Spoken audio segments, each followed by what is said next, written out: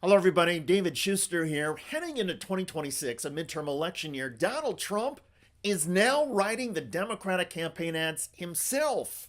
You know, this whole thing is, they use the word affordability. It's a Democrat hoax. And all they do is say affordability, and you're supposed to say, oh, that means they had low prices. No. It was a con job. It was a con job. Affordability, they call it, was a con job by the Democrats.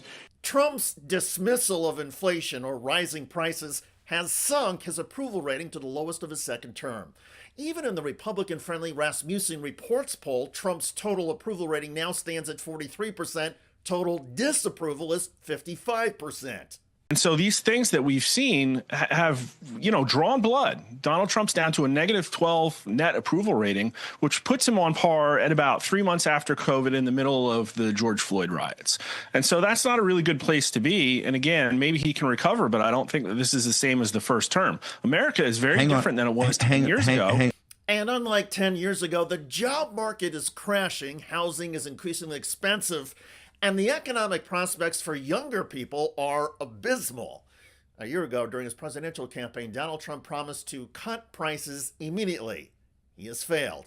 And many younger voters in a very short period of time have become disillusioned with Trump. Let's take a look at Donald Trump's net approval rating among those under the age of 30. You go back to February, it was plus 10 points. Look at this drop. I'm laughing because it's down to minus 46 points on the net approval. That is a drop of 56 points among voters under the age of 30. Is there any historically analogous to this? This type of drop happening so quickly is just, I spend my days in the spreadsheets. You just don't see drops like that. And for Trump and his conservative economic principles, there is more. Among those under the age of 35, younger folks, they actually have a more positive view of socialism than they do of capitalism. Look at this. 49% say have a favorable view of socialism compared to 43% of capitalism. And more than that, if you look at those under the age of 35, look at their views of capitalism over time, the net favorability. Look at that. In 2010, it was plus 46 points. Look at that drop to 2025, minus 11 points. Again, that's another shift of 57 points. Even Republican strategist Steve Bannon admits the U.S. system continues to fail younger Americans, although Bannon places the blame on Democrats and Republicans. Young people are great. They got energy, et cetera. It doesn't mean they got the greatest ideas. I think they look at their elders and say, what you've done is horrible because you've turned the country over to Soros. You've turned it over to radical Democrats. You've turned it over to corporatists. You don't have capitalism in this country. And I'm screwed. I can't get a job. I can't form a family. I can't marry a woman because I can't get, I don't have economic prospects. And they're sitting there looking at my economic prospects and say, hey, no offense, you're a nice guy, but you're not going to be able to buy a house until you're 40, which is now the entry age. So it's incumbent upon us to tell them, you're 100% correct, and this is the action to correct it. But Trump's action has been to call the economic problems a hoax. And in a sign that his White House advisors acknowledge Trump is in political trouble, they have organized an affordability tour for Trump in battleground states. Trump will highlight the few things that have dropped in price over the past year, including gasoline costs. Trump is also expected to highlight wage growth. Trump's top economic advisors have been trying to tout higher wages in their appearances on cable news. It's not just what happens to prices, but what happens to wages. And so far, after losing $3,000 in purchasing power under Joe Biden already this year in Trump's economy, then people have gained $1,200 in purchasing power because of the moves that we're making. And in the car thing, we're still at a point, Kevin, pardon me for interrupting, where and correct me if I'm wrong, but the numbers that we looked at show that inflation is still higher than wage growth. Is that true? No. Wage growth is higher than inflation now. I'll send you an email, or come on next time and show you the chart. Inflation is at 2.9%. Real wage growth is $1,200 over the year. But even if that's true, that real wage growth has gone up an average of $1,200 for the year. The problem is that it is not enough to keep up with the additional costs from inflation. In other words, the rise in grocery prices, transportation, and housing costs together add up to much more than $1,200 on the year. So Americans are feeling increasingly squeezed even if their wages are increasing. Of course, the number of Americans who are facing work instability has gone way up. The total number of job cuts this year has gone up by over 50% compared to a year ago at the end of the Biden administration. Year-to-date job cuts show an increase of 54%. That seems like a troubling number. What's your take on it? Well, don't forget that there's hires and there's fires and there's separations and new jobs, and so net job creation for the year is very positive. But the flow of jobs in and out is a little bit higher. There's a little bit more turnover. A lot of times that could happen because people feel like they're actually able to get another job if they leave this job. Except that Americans are generally feeling less confident about their employment prospects and less hopeful about the overall economy. And they're blaming President Trump. Then we have who is more responsible for current economic conditions, President Trump or President Biden, and we have Trump at 62%. So, I know that we've heard from you, we've heard from Scott Bessent saying that things are going to feel very different in the beginning of the year, and everybody hopes that that's absolutely accurate, and we look forward to that.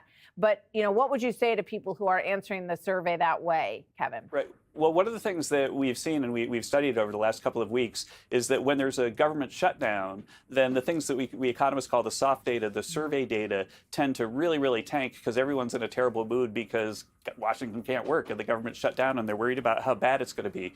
It's because you are in a bad mood. Snap out of it, says the Trump economic team. Everything is fine. And according to Donald Trump, the U.S. economy has never been better.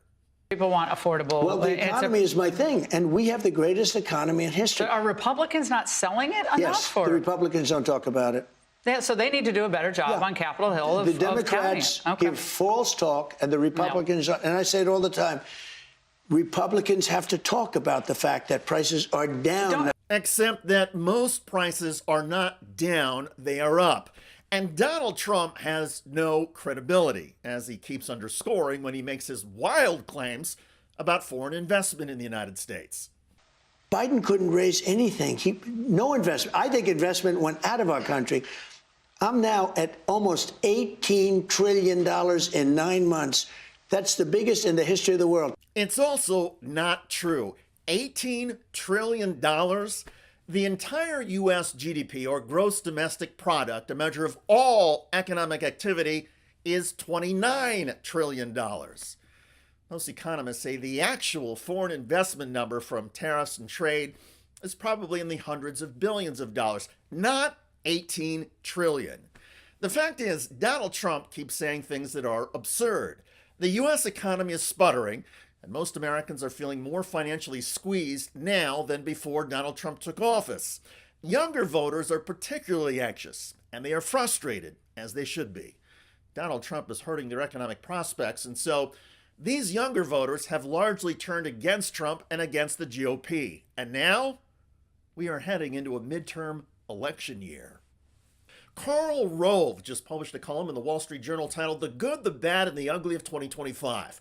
Rove wrote of Trump, "It appears he believes he can will people into agreeing with him by claiming his achievements are the biggest, best, and most amazing in American history. He's gone way too far by slapping his name on buildings, the Donald J. Trump and John F. Kennedy Center for the Performing Arts, and government programs, the Navy's Trump-class battleship. He might receive a fawning reaction from his MAGA base, but the average American finds such narcissism off-putting. Presidents do best when they under-promise and over-deliver. The opposite, over-promising and under-delivering, angers voters. They often take out their anger at the ballot box. Voters are already taking out their anger at Donald Trump in public polling. Even in GOP-friendly surveys, Donald Trump's approval rating is in the mid-30s with a disapproval in the 60s. And Trump's own conservative media sycophants are alarmed. I would think that Bad Bunny right now has a higher approval rating than most elected officials. I'm a little shocked that Vance is higher than Trump right now. That's interesting, something that I think we couldn't have predicted at this time last year. Vance's approval rating, though, is only a few points higher than Donald Trump's. And Vance is also underwater by more than 20 points. But back to Trump. We mentioned Karl Rove hammering Trump for his narcissism. The most successful Democratic strategist of the past 20 years, David Axelrod, is also honing in on the Trump problem. He seems obsessed with gold and putting his name on things and remodeling buildings and rebuilding monuments to himself. And I think this is a huge political problem for him. It's a symbol of his distraction. It's the Marie Antoinette thing that he's got going. That is a big political problem. And not for him, as Charlie points out, he's not on the ballot in next November, but Republicans should be really concerned about what they're seeing. On social media, Trump has been posting about his aesthetic changes across Washington, D.C. Quote, potential marble armrest for the seating at the Trump Kennedy Center, unlike anything ever done or seen before. On camera, Trump is now pairing his narcissism with evidence that Trump's grip on reality and his cognitive skills are turning to mush. Here is Trump on Federal Reserve Chairman Jerome Powell. We have a fool at the Federal Reserve. I mean, Biden reappointed him. It's too bad. You would have thought he wouldn't have done that. Jerome Powell is a fool, and Biden should not have reappointed him. Well, you know who appointed Powell to be Federal Reserve Chair in the first place? Donald Trump. Trump named Powell chairman in 2018 during Donald Trump's first term. At the same news conference the other day, Trump bragged about his White House ballroom and blurted out some gibberish about doing an inauguration there. It's bigger than I told you. After realizing we're going to do the inauguration in that building, it's got all bulletproof glass. It's got all drone, they call it drone-free roof. So drones won't touch it. It's a big, beautiful, safe building. But it's a big project. For a tiny fraction of that, we're under budget and ahead of schedule. And they've wanted it for 150 years. Think of it, the Federal Reserve building, 2 buildings there, they don't know what they're doing. Yes, Trump strangely compared his ballroom to the construction of a new Federal Reserve building.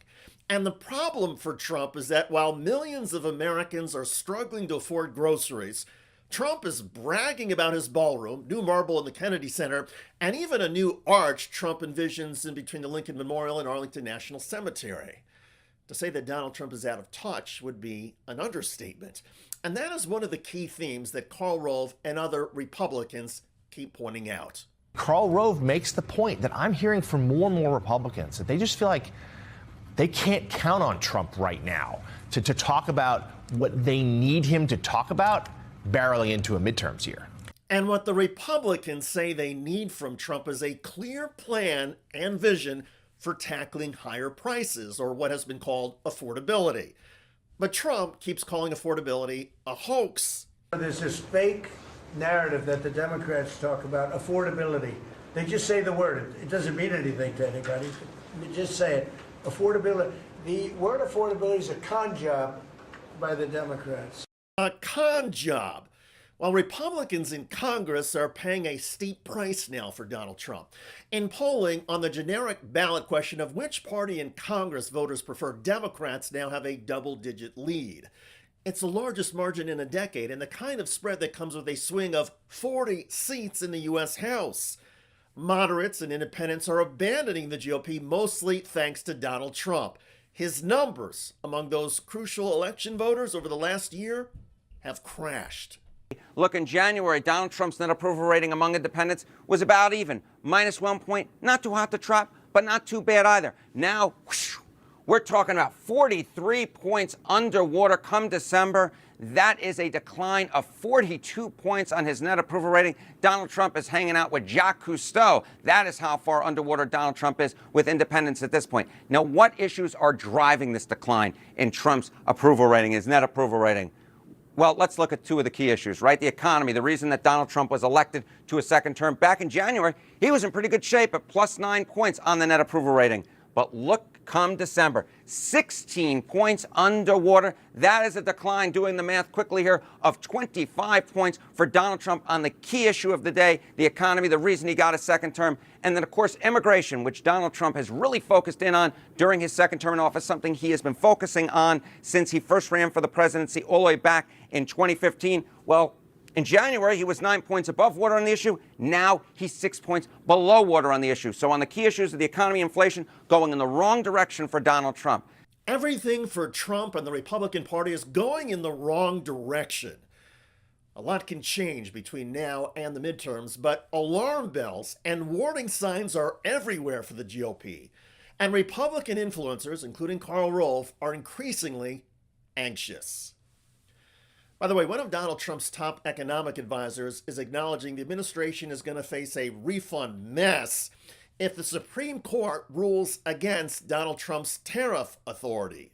People who pay the tariff, if there is a refund, the people who actually paid for the good, the importer in most cases, they're the ones who'd be the first line of defense for refunding the tariff. But I really, really don't think that's going to happen. It'd be very complicated. And then that person would be responsible for allocating the tariff refund to the appropriate folks. That sounds like a mess. Yes, it is a mess. And that's why I think the Supreme Court wouldn't do it. Should U.S. Citizens expect the $2,000 proposal? Is the White House committed to making that happen? The White House is committed to making that happen, yes. And we are currently exploring all legal options. Check out that video at the link below. It generated a lot of comments on YouTube. One of the most popular is from Jackie, who wrote, "Gotta love when the rats get cornered." I hear you. I look forward to reading your comments about Karl Rove slamming Donald Trump and saying that Trump has gone way too far. I'm David Shuster. Thanks for joining us.